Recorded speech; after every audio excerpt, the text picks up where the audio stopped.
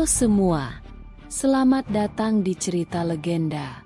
Sebelum kita mulai dengan cerita legenda yang menarik ini, jangan lupa untuk like video ini dan subscribe ke channel kami. Aktifkan lonceng notifikasinya supaya kamu nggak ketinggalan cerita-cerita legenda dari kami. Like dan subscribe dari kamu sangat berarti bagi kami dan membantu kami untuk terus membuat konten-konten menarik. Terima kasih atas dukunganmu. Dan sekarang mari kita mulai ceritanya. Alkisah berdirilah kerajaan yang menghadap ke hampar Samudra Hindia, kerajaan Sekar Kuning di negeri Tonjeng-Beru. Sang raja, Raden Panji Kusuma juga dikenal dengan sebutan Tonjeng-Beru, memiliki istri bernama Dewi Seranting. Keduanya terkenal rupawan. Mereka pun hidup harmonis dan memerintah dengan bijaksana hingga rakyat hidup sejahtera. Hari yang dinanti tiba. Raja dan ratu dikaruniai keturunan. Seorang putri berparas cantik yang diberi nama Mandalika. Melihat sikap sehari-hari orang tuanya, Putri Mandalika tumbuh menjadi gadis santun, rendah hati, dan sangat menyayangi rakyat. Ia bahkan rela membantu warga dengan tangannya sendiri, tanpa memikirkan jika dirinya adalah seorang ningrat.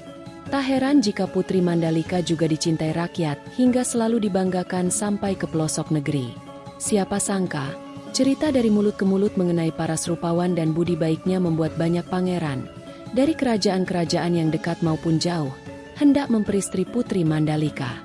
Mereka menunggu hingga Putri Mandalika cukup umur lalu satu persatu melayangkan pinangannya ke kerajaan Sekar Kuning.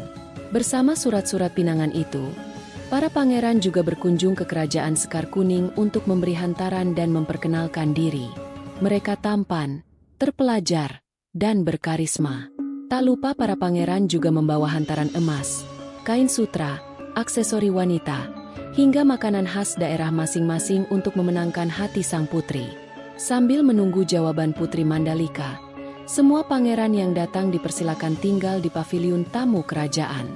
Awalnya paviliun itu sepi dan luas, tapi karena terus-menerus kedatangan tamu pangeran beserta ajudan-ajudannya, para pangeran juga beradu mulut dan saling membanggakan kerajaan mereka. Aura persaingan terasa sepanjang hari. Suatu malam, Putri Mandalika datang ke paviliun tamu secara rahasia. Ia ingin melihat para pangeran yang melamarnya. Namun tak disangka saat kedatangannya itu, yang terlihat bukan karisma para pangeran yang menemui ayahnya di aula, melainkan sikap sombong dan kekanak-kanakan para pangeran yang sedang memuji diri sendiri dan merendahkan kerajaan lain.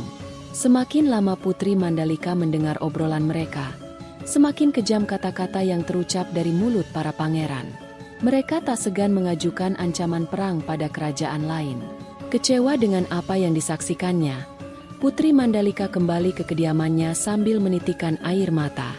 Kini Putri Mandalika resah karena bukan hanya tentang dirinya, tetapi juga tentang peperangan antar suku. Akhirnya Putri Mandalika memutuskan berkonsultasi kepada ayah dan ibunya yang bijaksana. Tak bisa dimungkiri, Raja dan Ratu pun merasakan kebingungan serupa. Keduanya menyarankan Putri Mandalika untuk meminta petunjuk pada Sang Maha Pencipta. Bertolaklah Putri Mandalika untuk bersemedi di tebing pantai seger untuk mendapatkan jawaban yang dicarinya. Setelah 3 hari bersemedi, Putri Mandalika mengundang para pangeran untuk datang ke tebing pantai seger saat fajar pada hari ke-20 bulan 10. Berita ini juga terdengar hingga ke telinga rakyat kerajaan Sekar Kuning dan kerajaan sekitar. Kawasan pantai seger kini dipadati penduduk yang ikut penasaran akan jawaban Putri Mandalika. Sang putri tiba diiringi kedua orang tua dan pengawalnya sambil berjalan kaki. Ia terlihat memesona. Wajahnya terlihat makin rupawan dalam balutan busana sutra warna-warni yang ia kenakan. Rambutnya panjang terurai di bawah mahkota. Matanya terlihat tegas sekaligus teduh. Putri Mandalika menuju ke ujung tebing tertinggi sendirian, membuatnya terlihat di antara kerumunan orang. Saat sinar matahari menyinari dirinya, Putri Mandalika mengatakan dengan lantang jika ia menerima semua pinangan para pangeran. Pernyataan Putri membuat bingung semua orang katanya. Jawaban itu adalah yang terbaik yang ditunjukkan Sang Maha Pencipta.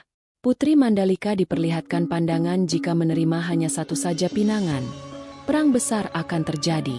Putri Mandalika melanjutkan, katanya semua pangeran baik untuknya, tetapi para pangeran harus menjadi pemimpin yang lebih baik untuk rakyat. karena yang ia inginkan hanyalah kesejahteraan rakyat.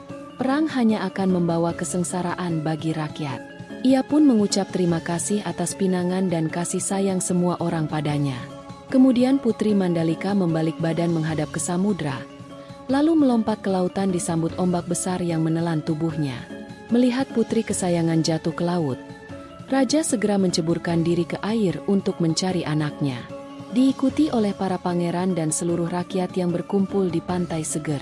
Namun dari ratusan orang yang mencari, tak ada satupun yang menemukan tubuh Putri Mandalika. Yang terlihat di dalam air malah ribuan biota laut serupa pita yang menjuntai berwarna-warni. Warnanya sama dengan kain sutra yang dikenakan Putri Mandalika, hingga banyak orang yang terkecoh dan menangkapnya. Raja dan ratu akhirnya menyadari, jika cacing-cacing berwarna indah itu adalah jelmaan putrinya yang telah berkorban demi rakyat. Akhirnya, raja dan ratu memerintahkan rakyat untuk mengumpulkan cacing-cacing itu dan membawanya pulang. Sebagian menaruhnya di sawah dan membuat tanaman mereka subur.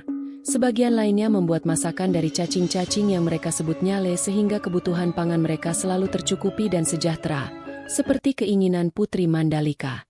Terima kasih telah menyaksikan cerita legendaris ini. Jangan lupa untuk berbagi cerita ini dengan teman-teman dan keluarga. Jangan lupa untuk like, subscribe, dan mengaktifkan notifikasi agar tidak ketinggalan cerita-cerita legendaris lainnya. Sampai jumpa di video berikutnya dan salam cerita legenda.